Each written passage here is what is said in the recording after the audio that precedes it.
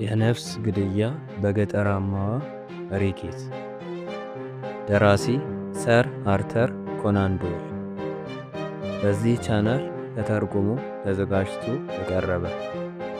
ታሪኩን ከወደዱት ላይክ እንዲያደርጉ በትህትና እንጠይቃለን።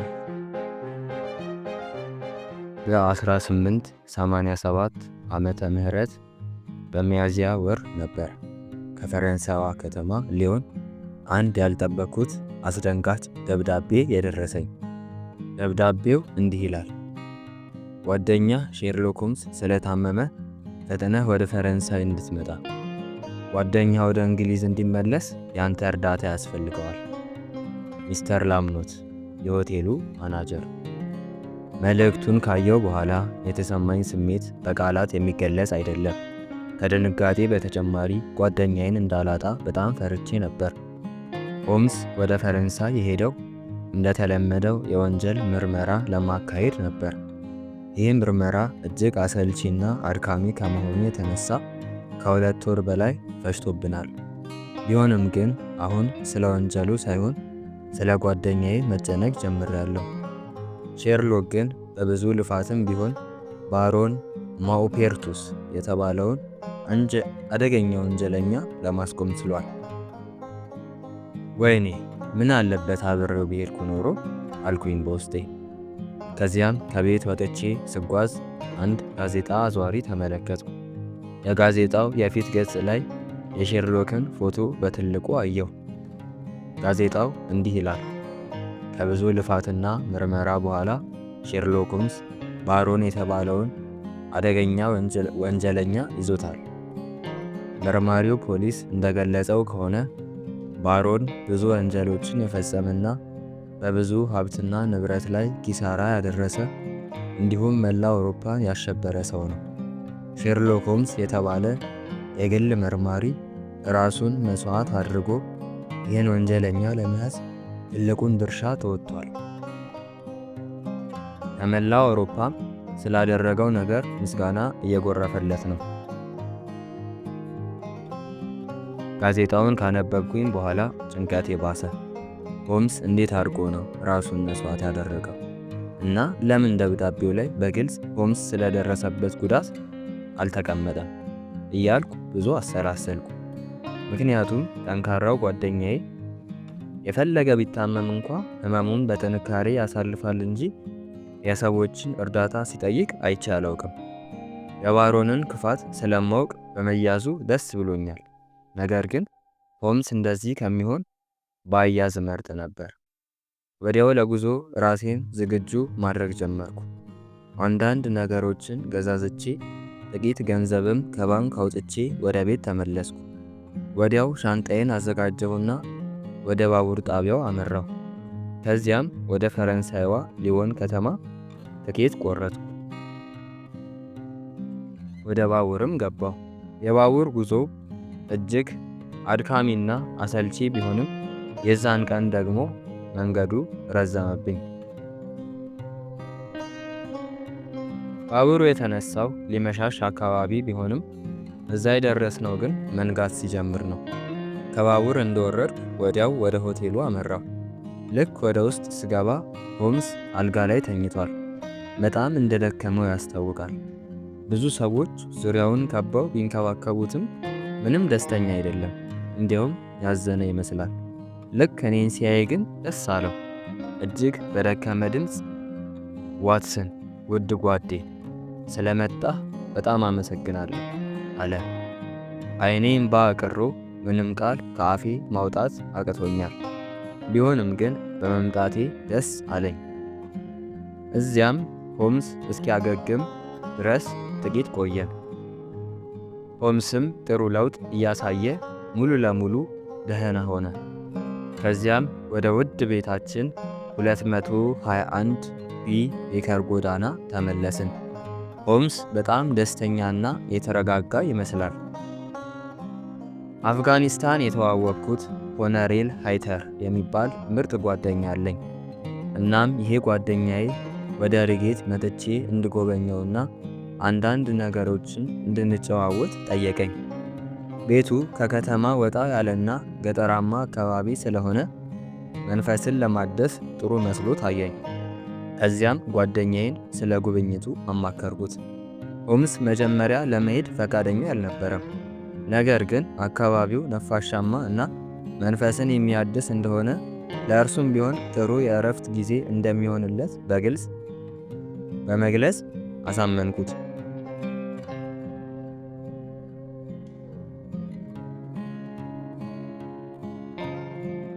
ከዚያም ተያይዘን ወደ ገጠራማዋ የሱሬ ክፍል ሪጌት አመራን። ሪጌት ካሰብኳት በላይ ውብና ነፋሻማ ቦታ ነች። ሁለታችንም ወደዚህ በመምጣታችን በጣም ደስ ብሎናል። ሃይተርም ቢሆን ወደ ቤቱ አስገብቶ ጥሩ አቀባበል ነው ያደረገልን። ሃይተር ወታደር በመሆኑ ለእኛ የሚተርካቸው እጅግ ብዙ ታሪኮች አሉት። ሆምስና ሃይተርም ይበልጥ በመቀራረብ የበለጠ ጓደኛሞች ሆኑ። በእንዲህ አይነት ሁኔታ ኮነሬል ሃይተር ቤት ጥሩ ጊዜ ማሳለፍ ቻልን። አንድ ቀን እንደተለመደው ቀኑን ፈረስ በመጋለብ አሳ በማጥመድና በተለያዩ መንፈስን በሚያድሱ ነገሮች ካሳለፍን በኋላ አመሻሹ ላይ ሳሎን ውስጥ ተሰብስበን መጨዋወት ጀመርን። ክፍሉ በብዙ ሽጉጦች የተሞላ ነበር። ሆምስ ሽጉጦቹን ዞር ብሎ ከቃኘ በኋላ ዛሬ ማታ አንዷን ሽጉጥ ወደ ክፍሌ ይዣት ቤት ችግር አለው እንዴ ብሎ ጠየቀ። ምን ፈገግ ብዬ ምን ያደርግልሃል አልኩት። መልሱን የሰጠኝ ግን ሃይተር ነበር። በቅርቡ በአካባቢያችን ሌቦች የሰውን ቤት እየሰበሩ መግባት ጀምረዋል። ባለፈው እንደውም ከአጠገባችን ያለው የሀብታሙ ሰውዬ የሚስተር አክተን ቤት ተሰብሮ ነበር። ነገር ግን ብዙም ነገር እንዳልተሰረቀ ሰምቻለሁ አለ።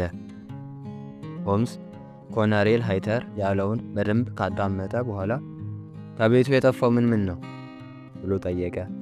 ሃይተርም ጥቂት ጺሙን ካሻሸ በኋላ ብዙም ውድ ነገር አልጠፋም። ሌቦቹ የወሰዱት አንድ መጽሐፍ፣ ከእንጨት የተሰራ ባሮሜትር፣ የሻማ ማብሪያ፣ የወረቀት ማስቀመጫ መዝገብ እና ከገመድ ጋር የተያያዘ ኳስ መሳይ ነገር ነው አለ። ይህን ስሰማ ትንሽ ፈገግ አልኩ። ቤቱ ውስጥ ደህና ነገር ጠፍቶ ነው? ምን ያደርግላቸዋል አልኩኝ። ሆምስ ግን ምንም ፈገግ አላለም። የሌቦቹን ዓላማ ለመረዳት እየሞከረ ነው። የዚህ አካባቢ ፖሊሶች በፍጥነት ጉዳዩን ማጣራት አለባቸው። ከጀርባው ሌላ ትልቅ ነገር ሊኖር ይችላል አለ። የሆምስን ፊት ሳየው ግን ነገሩ አላማረኝም። ከዚያም ቶሎ ብዬ ሆምስ እዚህ የመጣ ነው ለመዝናናትና እረፍት ለማድረግ ነው። ወደ ጉዳዩ እጅህን እንዳታስገባ አልኩት። ሆምስ ፈገግ ብሎ ተመለከተኝ። ነገር ግን ስላነሳሁት ሐሳብ ምንም ሊል አልፈለገም። ከሁኔታው ግን ጉዳዩን ለመመርመር እንዳሰበ ገባኝ። በሚቀጥለው ጠዋት እንደ ሁል ጊዜው ሰላማዊ ጊዜ ማሳለፍ አልቻልንም። ገና በጠዋት ሌላ ኮነሬል ወደ ቤታችን መጣ። ፊቱን በማየት ብቻ እንደተጨነቀና እንደደነገጠ ያስታውቃል። ስለ ከኒንጋም ሰማህ ሃይተር? ትላንትና ምሽት ግድያ ተፈጽሟል አለ ወደ ኮነሬል ሃይተር እየተመለከተ። ሁላችንም ደነገጥን። ማን ነው የሞተው? ጠየቀ ሃይተር በከፍተኛ ድንጋጤ። ዊሊያም ነው የሞተው ሃይተር፣ ዊሊያም። ይህን ድርጊት ማን እንደፈጸመ የታወቀ ነገር አለ? ባለፈው ቤቱን ሰብሮ የገባው ሰው መሆን አለበት። ምናልባት ዊሊያም ቤቱን ሰብሮ ሊገባ ሲል አይቶት ይሆናል። ኮነሬል ሃይተር በሐዘኔታ አንገቱን ነቀነቀ። በኋላ ወደ ከኒንጋም ሄደን እናጽናናቸዋለን። በጣም ያሳዝናል። ዊሊያም በጣም መልካም ሰው ነበር አለ። ከዚያም ኮነሬሉ በኋላ ተመልሶ እንደሚመጣ በመግለጽ ተሰናብቶን ሄደ። ሆምስ የሁለቱን ንግግር በደንብ ካዳመጠ በኋላ እንግዳ ነገር ነው በዚህ ሰላማዊ ስፍራ ሁለት እርስ በእርስ ተያያዥ የሆኑ ወንጀሎች መከሰታቸው አለ። ሃይተርም ሐሳቡን በመደገፍ ግዴታ የዚህ አካባቢ ሰው መሆን አለበት ወንጀሉን የፈጸመው። በዚህ አካባቢ ትልቁ ቤት የአክተንና የከኒንጋም ነው። እናም ለዓመታት በንብረት ጉዳይ በሕግ ክርክር ላይ ነበሩ። ነገር ግን ዳኛው ለማንም ሊፈርድ አልቻለም። ሆምስ ይህንን ሲሰማ ትንሽ ፈገግ አለና ወንጀሉን የፈጸመው የዚህ አካባቢ ሰው ከሆነ በቅርቡ መያዙ አይቀርም። አይዞ ዋትሰን፣ እዚህ ውስጥ እጄን አላስገባም አለ። እኔ ግን ጉዳዩ አላማረኝም። ትንሽ ቆይቶም በድጋሚ በሩ ተንኳኳ። ተጨማሪ ዜና ልንሰማ እንደሆነ ገባኝ። የቀድሞ ኮሎኔል ከአንድ ወጣት ሰው ጋር ተመልሶ መጣ።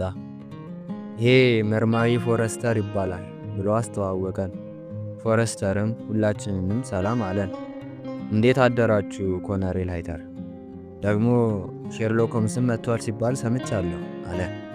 ሆምስ በትንሹ ፈገግ እያለ አዎ እዚህ ነኝ ወዳጄ፣ እንደምን አለ ብሎ መርማሪውን ጨበጠው። መርማሪውም ፈገግ ብሎ እዚህ ስለመጣ በጣም ደስ ብሎኛል ሚስተር ሆምስ፣ ምናልባት አንተ ትረዳን ይሆናል አለ። ሆምስም እየሳቀ ዞር ብሎ ተመለከተኝ። ከዚያም ምን ይመስልሃል ዋትሰን አለኝ። እኔም ሆምስ ምን ያህል የወንጀል ምርመራ እንደሚወድ ስለማውቅ እንዲሁም እርዳታ እንደሚያስፈልጋቸው ስለገባኝ ላለመቃወም ወሰንኩ። ከዚያም ሆምስ ወደ መርማሪው ዞር ብሎ ስለ ጉዳዩ በደንብ ንገረን አለው። ፎረስተርም ጉዳዩን ማብራራት ጀመረ። ባለፈው የአክተን ቤት ተሰብሮ ጥቂት ንብረቶች ከቤቱ ጠፍተው ነበር። ንብረቶቹ ያን ያህል ውድ ባይሆኑም ወንጀለኛውን ለመያዝ የራሳችንን ጥረት ስናደርግ ቆይተናል። አሁን ደግሞ ያንን ሳንፈታ ሌላ ከባድ ወንጀል ተከሰተ። አሁን ግን የተሻለ ፍንጭ አለን። ወንጀለኛው ዊሊያምን በሽጉጥ ከመታው በኋላ ሮጦ አመለጠ። ነገር ግን ሚስተር ካኒንጋም በመስኮት በኩል እንዲሁም ወንድ ልጁ አሌክ በአካል አይተውት ነበር። ከሌሊቱ 6 ሰዓት አካባቢ ዊሊያም ሲጮህ ሰሙ።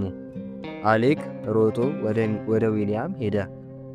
እዚያ ሲደርስ 2 ሰዎች የተደባደቡ ነበር። አንዱ ዊሊያምን በሽጉጥ ከመታው በኋላ ሮጦ አመለጠ። ሆምስ ትንሽ ግራ የተጋባ ይመስላል። መርማሪው ቀጠለ። ሚስተር ካኒንጋም ፊቱን አላየው። የምናውቀው ነገር ወንጀለኛው የለበሰው ጥቁር በጥቁር እንደሆነ ነው አለ። ይህን ሁሉ በእርግጠኝነት የምታወራው እነሱ ስለነገሩ ነው ወይስ ማስረጃ አለ? አይ ማስረጃ የለኝም ሚስተር ሆምስ። ሆምስ አሁንም በጥልቀት እያሰላሰለ ነው። ዊሊያም ማን ነው? ጠየቀ ሆምስ። ዊሊያም የካኒንጋም ቤተሰቦች ሰራተኛ ሲሆን ካረጀች እናቱ ጋር ነበር የሚኖረው። እናቱ ጆሮዋ አይሰማም። በዛ ምሽት አንዳንድ ነገሮችን ለማረጋገጥ ነበር ወደ ትልቁ ቤት ያመራው። እዚያ ሲደርስ አንድ ሌባ ወደ ውስጥ ለመግባት ሲታገል ይመለከታል መሰለኝ። ከዚያም ከሌባው ጋር ግብግብ ይፈጥራሉ። ሌባውም በሽጉጥ ብሎት ሮጦ ያመልጣል። ዊሊያም እናት እንዳለችው ሳውቅ የበለጠ አንጀቴ ተላወሰ። በሞቱም አዘንኩ። እናም ወንጀለኛው ቶሎ እንዲገኝና ቅጣቱን እንዲቀበል ተመኘው። ፎረስተር ቀጠለ። ስንመረምር ይሄን አግኝተናል አለና ከኪሱ ትንሽዬ ቁራጭ ወረቀት አወጣ። ከዚያም ለሆምስ ሰጠው። ወረቀቷ ለ6 ሩብ ጉዳይ ላይ ምናልባት የሆነ ነገር እማራለህ ትላለች። ወረቀቷ ሙሉ መልእክት አይደለም የምታስተላልፈው። ይህ ወደ ወንጀሉ ያቀርበናል አለ ፎረስተር። ቀጥሎም ምናልባት ዊሊያም እና ሌባው አንድ እቅድ ነበራቸው፣ ነገር ግን ሳይታሰብ ተጋጩና ዊሊያም ሞተ። ምን ታስባለህ ሆምስ አለ። ሆምስ ግን ምንም መልስ አልሰጠውም። ወረቀቷን አተኩሮ እየተመለከተ በጥልቀት ያስብ ነበር። ሌላኛው ቁራጭ የት ነው ያለው? አናውቅም ሚስተር ሆምስ፣ ይህንን ብቻ ነው ያገኘነው። ይህን ጉዳይ በደንብ መረዳት አለብኝ። ስለዚህ አሁን ከመርማሪው ጋር ወደ ፖሊስ ጣቢያ ይሄዳለሁ። ዋትሰን አንተ እዚሁ ቆይ አለ። ረጋ ብሎ። ከዚያም ከቤት ወጥቶ ከመርማሪው ጋር ወደ ፖሊስ ጣቢያ አመራ። ሆምስ እንደ ሁል ጊዜው በወኔና በጥንካሬ መንፈስ ተሞልቷል። ከጥቂት ሰዓታት በኋላ መርማሪው ተመልሶ መጣ። መርማሪው ብቻውን ነበር የመጣው። ሆምስ ሜዳው ላይ ምርመራ እያካሄደ ነው። ለዛ ነው ያልመጣው። እናም እናንተን እንድጠራችሁና አንድ ላይ ወደ ሚስተር ከኒንጋም ቤት እንድንሄድ ይፈልጋል አለ። ምን ነው? ምን ተፈጠረ? ጠየቀ ኮሎኔል ሃይተር። እርግጠኛ አይደለሁም፣ ነገር ግን ዛሬ ምንም ደህና አይመስልም። አኳኋን ሁሉ ግራ የሚያጋባ ነበር። እኔም ይህንን ስሰማ ትንሽ እንደ መሳቅ አልኩና ሆምስ እባክህ ሁል ጊዜ እንደዚህ ነው፣ አንተ ብዙ ጊዜ ከእርሱ ጋር ስለማትሆን ነው አልኩት። ከዚያም ተያይዘን ወደ ሚስተር ከኒንጋም ቤት አመራን። ሆምስን ከቤቱ ትንሽ ራቅ ብሎ በብዙ ዛፎች በተከበበ ስፍራ ላይ አገኘ ነው። ፊቱ ደስተኛ፣ ጉልበቱም የጠነከረ ይመስላል። እኔም በውስጤ ተረጋጋው። ነገር ግን አሁንም ቢሆን በደንብ ሳያርፍ ወደ ወንጀል ምርመራ መግባቱን አልወደድኩትም። ይሄ ጉዳይ በጣም መሳጭ ነው ዋትሰን፣ ጉዳዩን በፍጥነት መፍታት አለብን አለ። ሆምስ የቤቱን ዙሪያ እንዲሁም የአትክልት ስፍራውን በደንብ ቢመረምርም ብቻውን ወደ ውስጥ መግባት ግን አልፈለገም። አዲስ ያገኘኸው ነገር አለ ሆምስ? ጠየቅኩት። ምናልባት የሆነ ነገር ተረድቶ ከሆነ። እስካሁን ምንም የለም ዋትሰን፣ ነገር ግን አንድ የገባኝ ነገር አለ። የሟቹ ኪስ ውስጥ አንድ ቁራጭ ወረቀት አግኝተናል እና ይቺ ወረቀት የሞተበትን ሰዓት በግልጽ ታሳያለች። ስለዚህ ግዴታ የወረቀቱን ሌላ ክፍል ማግኘት አለብን አለ። መርማሪውም ቀጥሎ ምናልባት ያን የጻፈው ሰው ዊሊያምን በዛ ሰዓት ማግኘት ፈልጎ ነበር አለ። ሆምስም ልክ ነህ፣ ለዚያ ነው የወረቀቱን ሌላ ክፍል ቶሎ ማግኘት ያለብን። ምናልባት እርሱን ካገኘን ጉዳዩ ሁሉ ይፈታል አለ። ኮሎኔልም ግራ እንደ መጋባት ብሎ ግን ያንን ወረቀት እንዴት ማግኘት እንችላለን አለ። ሆምስም ዘና ብሎ ምንም አዲስ ነገር አንፈጥርም፣ በመመርመር ቀስ ብለን ያን ወረቀት እናገኛለን። ለመጀመሪያ ያህል ዊሊያም ወረቀቱን እንዴት ተቀበለ? ወደ ቤቱ ተልኮለት ነው? መርማሪውም ቀበል አድርጎ ዊሊያም ደብዳቤውን ትላንት ከሰዓት እንደተቀበለ አረጋግጠናል። ነገር ግን የደብዳቤውን ማሸጊያ ፖስታ ማግኘት አልቻልንም። ሆምስም ይህን ሲሰማ እንደ መሳቅ ብሎ በጣም አሪፍ መርማሪ፣ ሁል ጊዜም ቢሆን ከእንዳንተ አይነት ሰው ጋር መስራት በጣም ያስደስታል፣ በጣም ጎበዝ አለ። ቀጥሎም አሁን ግድያው ወደ ተፈጸመበት ቦታ መግባት እንችላለን። ሁላችሁም ቦታውን ማየት አለባችሁ አለ። ከዚያም ወደ ከኒንጋም ቤት ጉዞ ጀመርን። በውስጤ ደስታ እና የጠቃሚነት ስሜት እየተሰማኝ ነበር። ሆምስ የሆነ ነገር እንዳወቀ ገብቶኛል። ነገር ግን እዚያ ስንደርስ ማወቄ አይቀርም ብዬ ስላሰብ አልጠየቅኩትም። ቤቱ እጅግ የሚያምር ትልቅ ቤት ነው። የአትክልት ስፍራውም በጣም ያምራል። ከቤቱ ውጭ ያለችውን ትንሽዬ የአጥር በር ከፍተን ወደ ውስጥ ስንገባ እዚያ ከነበሩ ጥቂት ፖሊሶች ጋር ሰላምታ ተለዋወጥን። ከዚያ ሆምስ መናገር ጀመረ። እነርሱ እንዳሉት ከሆነ እነዚህ ደረጃዎች ላይ አሌክ ሁለት ሰዎች ሲጣሉ አየ። የአሌክ አባት ደግሞ በዚያ መስኮት በኩል አንድ ሰው ሲያመልጥ ተመለከተ። እነርሱ እንዳሉት ከሆነ ወንጀለኛው በዚህ ቁጥቋጦ በኩል ነው ያመለጠው። ሆምስ ይህንን ከተናገረ በኋላ ሁለት ሰዎች እኛ ወዳለንበት መጡ።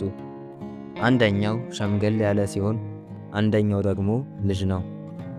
ገና ሲደርሱ ሰላምታ እንኳን ሳይሰጡን ስራችንን ማጣጣል ጀመሩ። አሌክ ቀደም ብሎ እስካሁን እየመረመራችሁ ነው?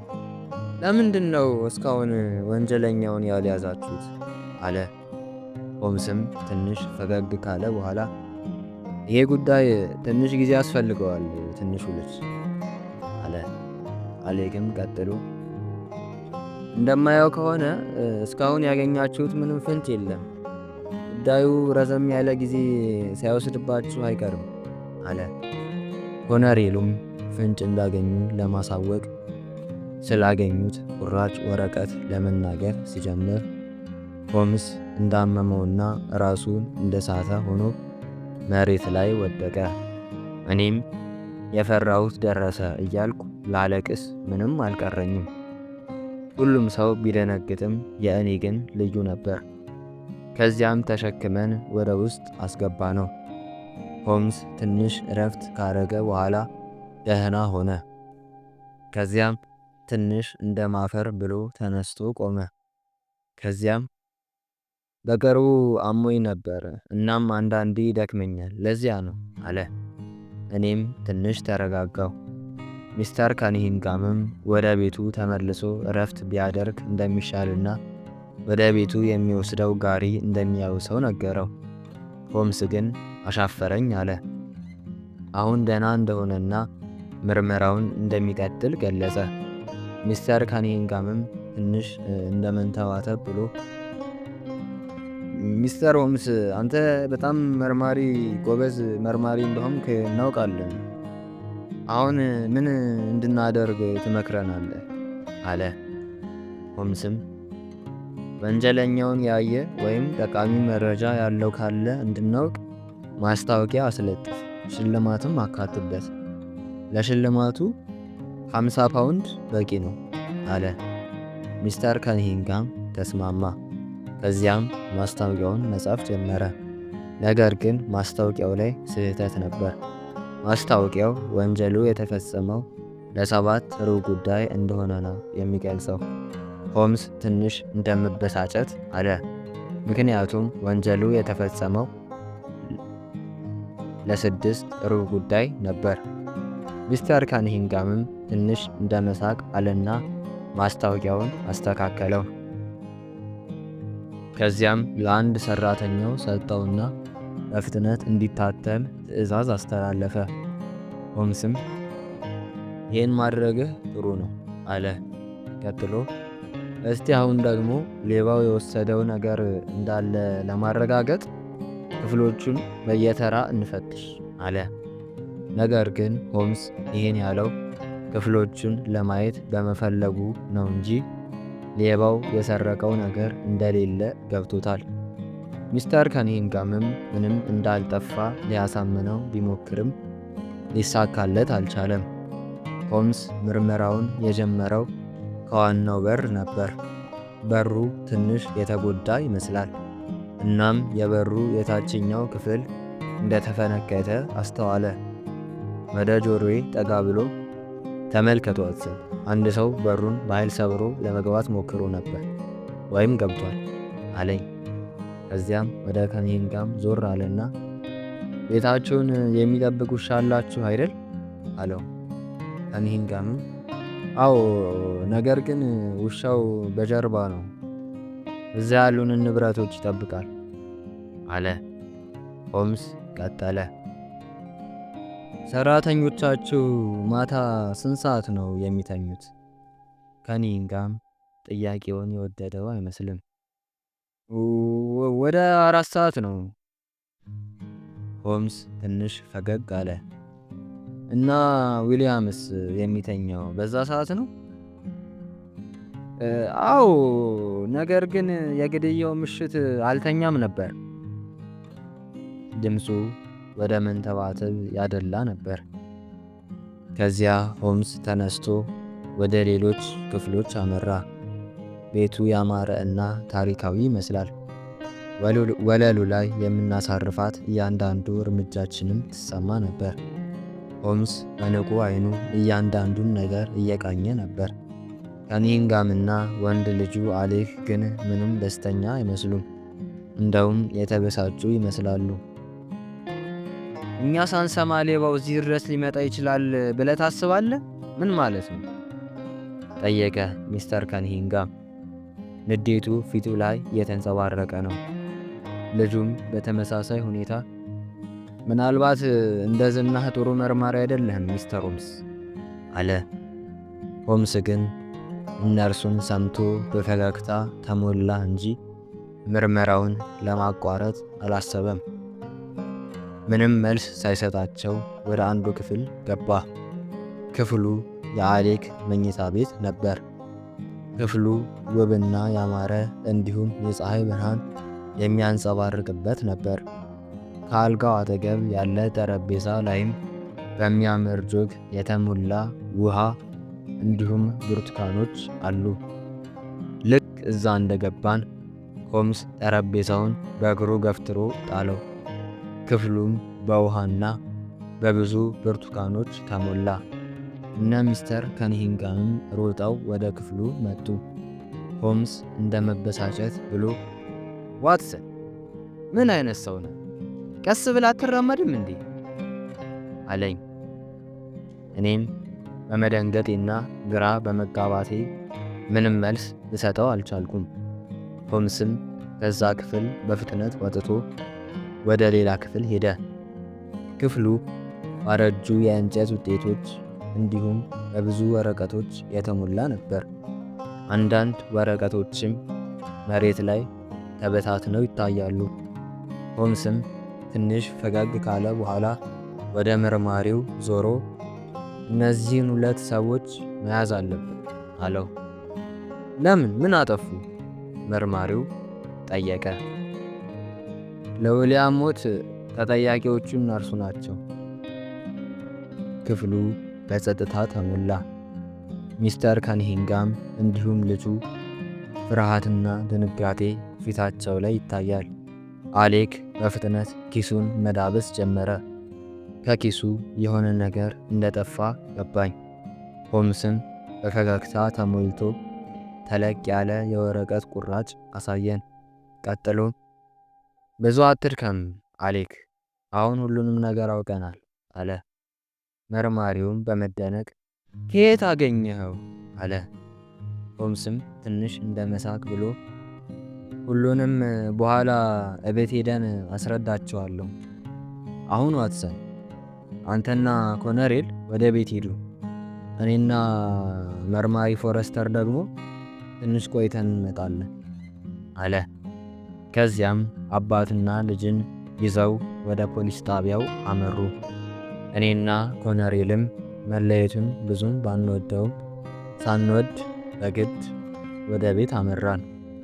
ነገር ግን ሁለታችንም ታሪኩን ለመስማት በጣም ጓጉተን ነበር። ከቀኑ 7 ሰዓት አካባቢ ሆምስ ወደ ቤት ተመልሶ መጣ።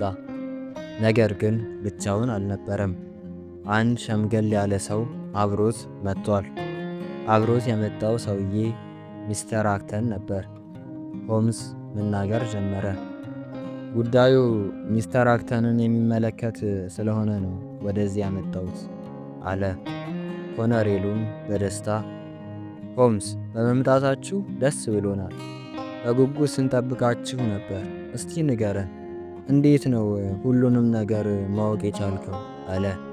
ሆምስም ትንሽ እንደ መሳቅ አለና ሁሉንም ነገር እነግራቸዋለሁ፣ ችግር የለም። ነገር ግን መጀመሪያ ውሃ መጠጣት አለብኝ፣ ውሃ ጠምቶኛል አለ። ኮነሬልም ተነስቶ ውሃ ከቀዳለት በኋላ ወደ ቦታው ተመልሶ ተቀመጠ። ሆምስም ውሃውን በአንድ ትንፋሽ ከጨለጠው በኋላ ታሪኩን መናገር ጀመረ። በወንጀል ምርመራ ውስጥ ሁል ጊዜም ጠቃሚውን እንዲሁም ጠቃሚ ያልሆነውን ወይም ተራ የሆነውን መረጃ ማወቅ አለብን። እዚህ ወንጀል ላይ ደግሞ ያቺን ቁራጭ ወረቀት ማግኘት ከሁሉም ጠቃሚ ነበር።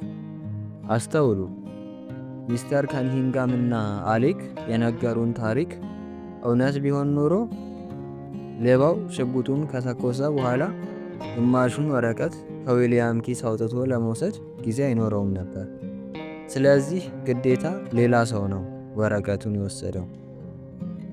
ከዚያም የበፊቱን ወረቀት ከኪሱ አወጣና ተመልከቱ ይህን ወረቀት አስተውላችሁ ካያችሁት ብዙ እንግዳ ነገሮች አሉበት።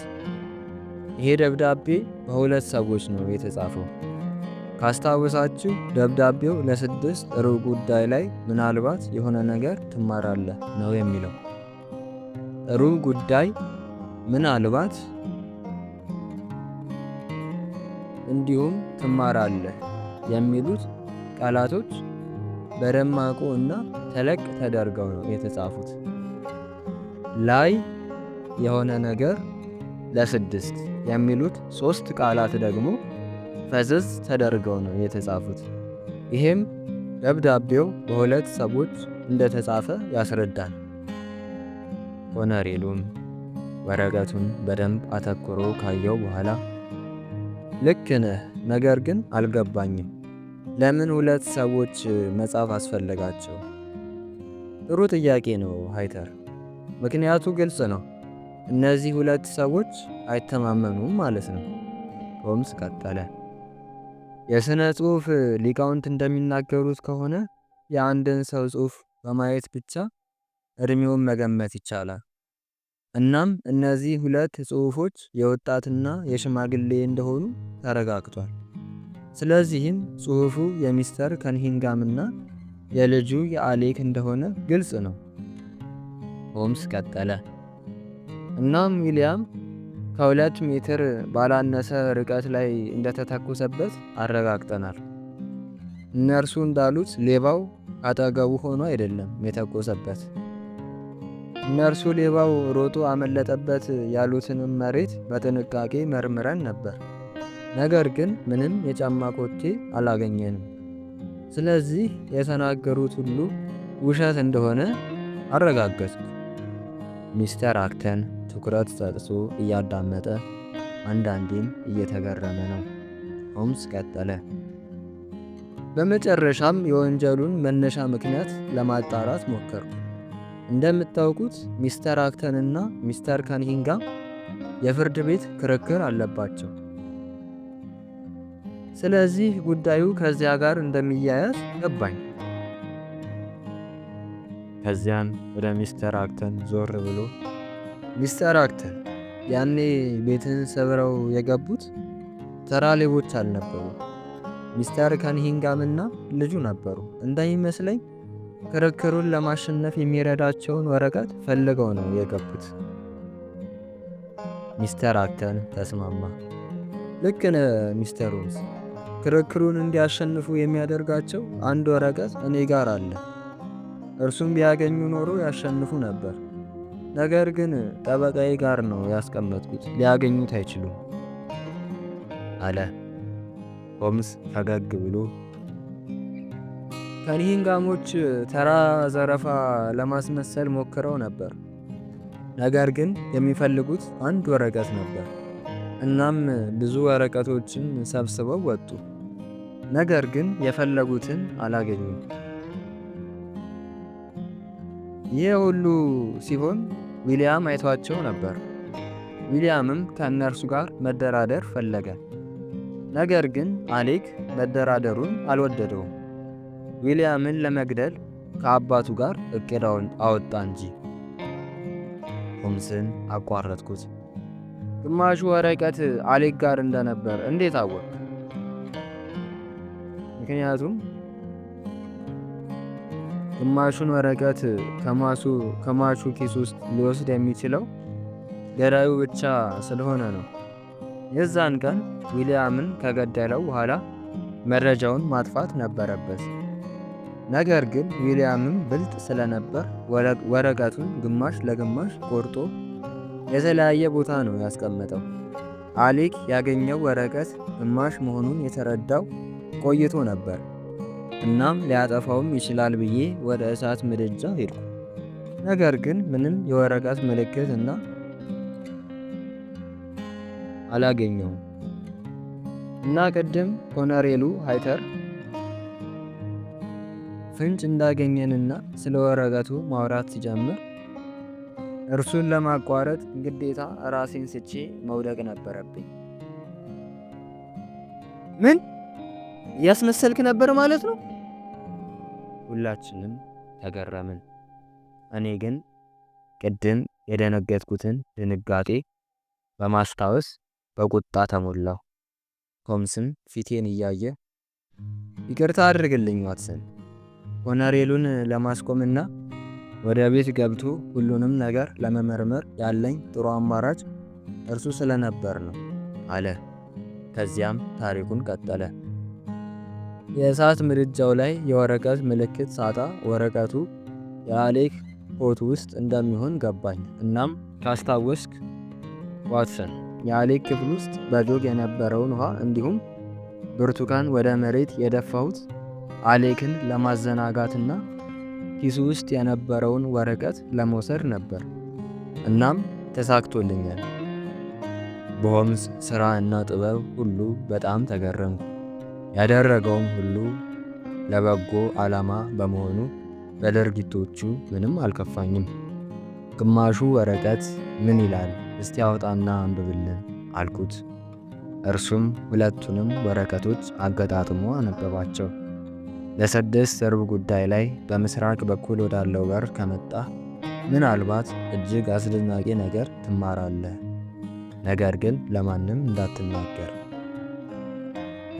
ወረቀቱን ካነበበው በኋላ ሁሉም ነገር ገባን። ጉዳዩን ቶሎ በመፍታታችን ብንደሰትም በዊሊያም ሞት ግን አዝነን ነበር። ሚስተር ከኒንጋም እና ልጁ ያደረጉትም ነገር እጅግ አሳፋሪ በመሆኑ ቅጣታቸውን በማግኘታቸው ደስ አለኝ። ከሁሉ ደስ ያለኝ ግን የጓደኛዬ ደህንነት እና ደስታ ነው። ጥቂት ቀናት በዚያ ነፋሻማ ቦታ ላይ ካሳለፍን በኋላ ወደ ቤታችን ስንመለስ መንፈሳችን ይበልጥ ታድሶ ነበር።